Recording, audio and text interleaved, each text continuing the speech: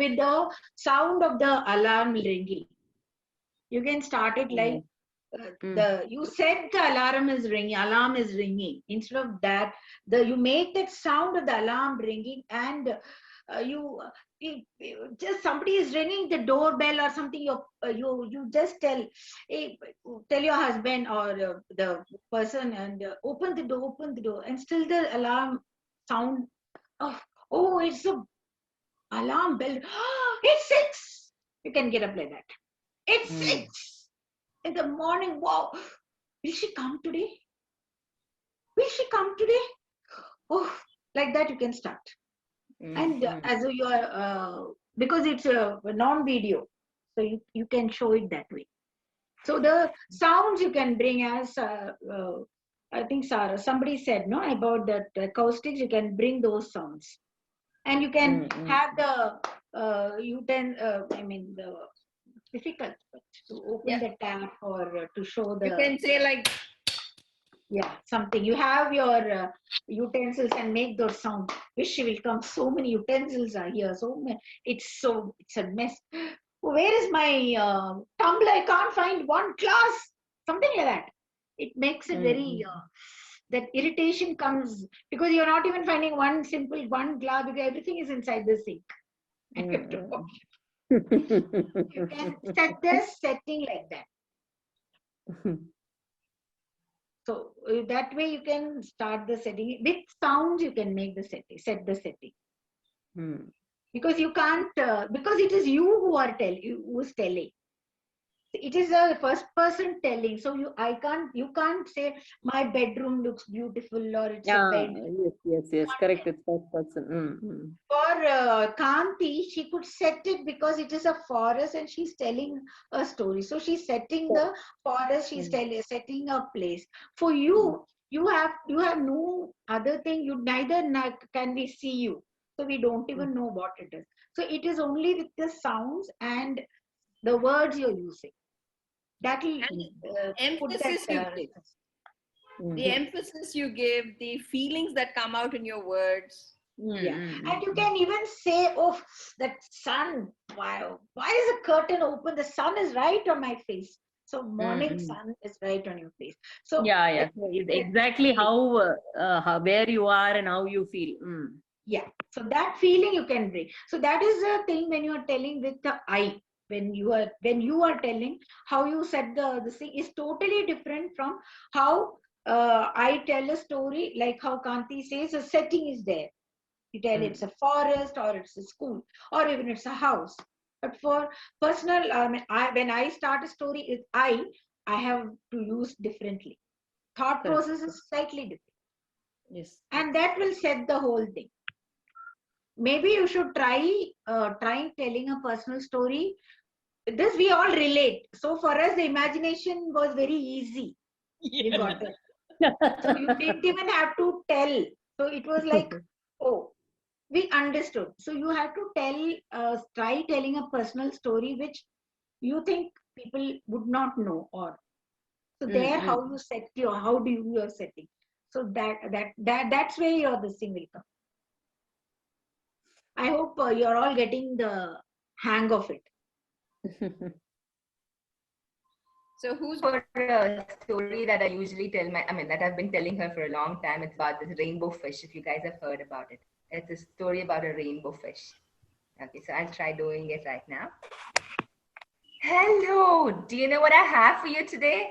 I have a story about a rainbow fish. Have you ever seen a rainbow fish before? You know, it's got fins of rainbow colors. You know, there are 7 colors in the rainbow, right? This fish has all the colors.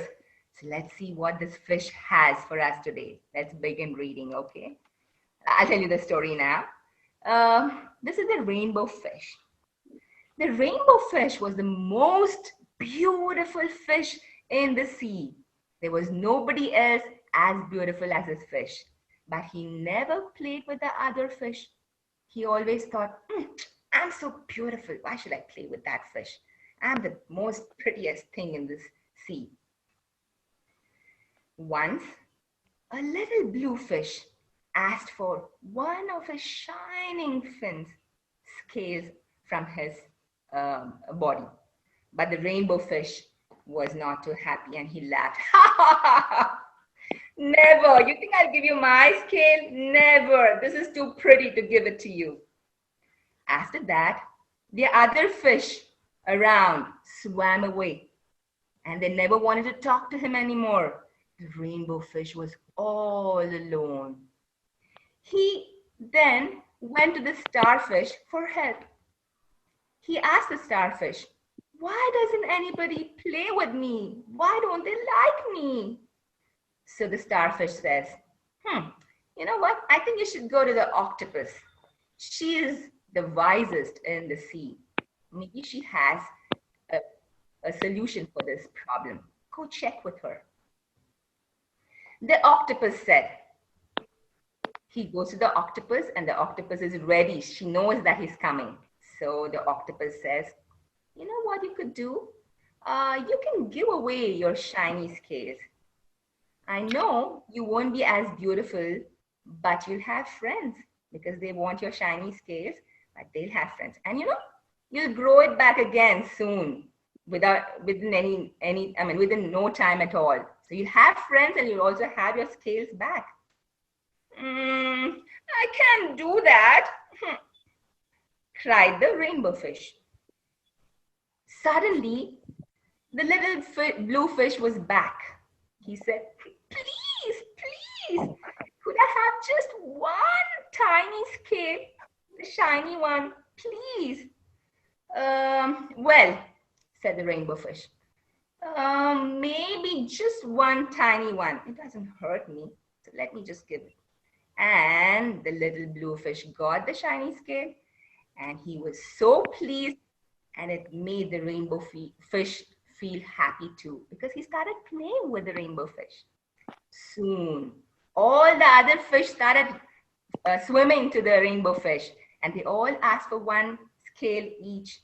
And then one by one, the rainbow fish gave away all his scales, knowing that he'll grow it back soon. Finally, he had only one shining scale left. So which means everybody, all his friends had one each and he also had one. But as he swam off to play with his friends, he was the happiest fish in the sea. Now he had so many friends. The end. That's the story. Lovely, lovely, lovely way you introduced. I liked it very much. The way you brought in that introduction. And maybe you can add your settings. You can say it was, you said it, maybe you can say it was a beautiful blue sea and there was this rainbow fish and there were other fishes also with small fish, big fish, something you can, since you're telling a story to a child, children, you can add it. It's not, it's up to you how you would like to, for them to picturize the whole thing. So it's a place where there are a lot of fishes and he is one more. He or she? He, right? Yeah, I think it's I'm not sure because whether you started with she and ended, because ended you he. So I had that doubt whether it was a she or a he you did. Because end I heard it was a he. So be careful. Yeah. So that is one thing. If you have started with a he, because that's the biggest problem we all face when we start with a he and then end with a she or whatever it is. The kids catch on to that very quickly. Yes, very quickly. Very quickly they catch on to that. So I was not very sure because end I heard he, then I thought, wasn't it a she? I was not very sure. So I don't know. I didn't even realize doing that. I don't know. So, yeah. And another thing was when you're talking to the little fish, you had a heavier voice. But when you're talking to the other octopus, you had a thin voice. You have the same voice for that rainbow fish. You should have. Got it. So since it's only audio, even in visual also, when you have a voice for the rainbow fish. The voice expression can change. but the voice shouldn't change. Right. So when you were talking to the little fish, you wanted to show that I'm proud and so you showed a heavier voice. But when you went to the octopus, you went into a slightly squeaky voice. It was sounding like the little fish. Correct, correct. You got it? Because you had the little fish also talking, right? Since you So have that brought it. it's the same tone. You have to use different nuances to bring in expressions. Like, Yes, yes. the same tone of voice. You should say, Mm. "Oh, I will not listen to you." Oh, how? What do you say, octopus? That way. Like that way, yeah. So I mean, be careful about that aspect, because suddenly, is this little one talking or the big one talking? That doubt shouldn't come. And only two, this is enough. I mean, voice modulations. Too many voices, please don't have in it, and that's for everybody. If you are too many voice changes, please don't have. Like you have 5 animals and you want to have 5 different voices, you tend to forget. I'm telling you, it's an experience. So avoid voice change if you want, but use all expressions fine, but have your own voice as a narrator's voice. So for 5 animals, you want to have all the voices. Suddenly you'll find that the frog is talking like the lion or whatever it is. It happens because you are in that mood of telling, and suddenly you forget that I had changed my voice for the frog. Suddenly it will be a squeaky mouse voice. You shouldn't. Or it will be a narrator voice. Invariably, it will be a narrator voice when you do the voice changes. So that is another aspect people have to look at. Changing a voice is not an issue at all. It's good, provided you are able to carry it till the end. It was very nice. Very lot of expressions in your voice. I think another storyteller. Visualizing, and they want the loop to be closed. Yes, yes. They don't want. They also can imagine. It is not that they don't know, but they would like to hear it. Being that's completion. Logical conclusion. Whichever Yes, conclusion it comes. yeah. Anything. You can even say it was still burning also. It's fine. They are not upset about that. They're upset that you've never told the end. The end. And another thing, in your Deepika, you don't have to tell the end in that sense. Okay. You can actually lead to a question or whatever. Now, when we are telling this, when we are telling this story to the auditor, correct. students, Yeah. When we are telling this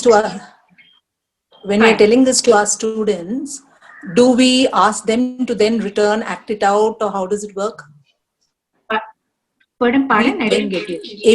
If we now do act one story and send it to our students, then how does it work? Do they act it back again, or do they add some endings? How does it work? It depends on how you want to do it. You want to just simply do it like an entertainment, let them enjoy a nice story.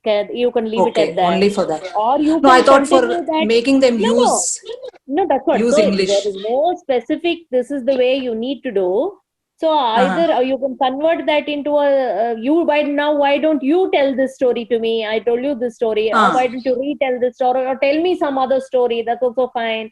Or okay, I told you that story. Why don't you write the story and send it to me? So it's all left to you, how you want to treat it, how you handle it. And It can be you anything. can also use it to teach some concept. So it could be the concept of a grammar concept. It could be a concept of pauses. Fluency in English, whatever, to improve them. Yeah, basically just listening to a story, that's all. Just that itself can be an activity, that's all. It's a listening. So retelling will really help out because the child gets confidence speaking. That's what I thought. Yeah, that's what I thought. It makes sense. The other thing you can do is you can make them draw the story, color or draw the story and send it to you. I mean, you can. So from that, what you get is how much they have understood, you would know. Correct, correct. The first point is they have to understand. The second point is how they will retell. So Correct. not everybody will be able to write the whole thing because the English may not be or they're not comfortable. But drawing every child will do. If they have understood your story, they'll be able to draw it very well. So that's the best way to check whether the child has understood your story. 2-3 scenes, that's you can ask them to draw 2-3 scenes. That's the best. That's a good So idea. first step is understanding. Second step is trying to tell the story. And the third step is writing and reading. Right out, yeah. That sounds good. Thanks. So it is again how we used to present and see when you're telling the story beforehand, as Parvati said, be very clear in what your aim of the story is. If it's entertainment, add drama, add whatever you want to make it interesting. Like how Parvati and Meera were both saying, make the setting, give it, voice modulation with a lot of emphasis on words to give it more meaning, more attention grabbing. But again, at the same time, don't forget what you're telling for. So you see, one of the things you can do is if you're trying to introduce pronouns. So when you're coming to a pronoun, you say he, or you say she, or they, it. Introducing concepts and teaching through stories actually is a different ball game altogether. So I think we should also sort of first, isn't it, Parvati? So I think first I think it's more tough, yeah. No, I think it will be more tough. No. It is as Kanti was telling, it's not very tough. Once you get into that storytelling mode, the children will pick up those words. Then you can ask when you tell. First let us become better storytellers and then afterwards focus on teaching a concept through story. That doesn't work that way, or we can give it a try. No, that's what I also thought. It could go parallelly, Meera. Don't wait for this or that. It will work. See, when you talk, as Kanti was rightly saying, when you do about pronouns, when we are stressed so much after the telling of the story and you say pronouns are this, do you remember hearing any such things in the story or something like that slowly? And so next time they hear the story, they will listen to the pronouns. Again, the next time when you're telling the story, have pronouns. That time you can have a look at what the pronouns you taught, whether they could pick up from the next story you are telling. Stories help a lot. Maybe the first time they wouldn't have caught on to that pronouns thing. But once you told a story, then you have taught them pronoun. Next time when you tell, they will now listen to pronouns. Correct. And they get the hang of it, like, okay, so today this was taught, so next class, what we are supposed to hear, they will tune their ears to that point. No, because usually every time I used stories, it was basically for critical thinking skills and lateral thinking skills. So, and recently I was in a course where we were taught how to basically get into how to teach empathy to children through stories, and how you choose stories to teach empathy for gender equality and all those critical thinking skills, and how you're going to get it into the classroom and your lesson. So, but I've been using it for critical thinking and lateral thinking skills even when I was teaching in Bommanhalli. Kanti, that's fine for critical thinking and all, but to add grammar in between be rather tough, because first of all they have to understand the story itself, the words itself. So no, it depends on how you emphasize. If you're saying he, and what happens, they will catch on that you're emphasizing only on certain words. Oh, okay. Okay. We have to try. And see. You have to work on it. what I'm saying, that's what I'm saying. Maybe the first time they wouldn't understand what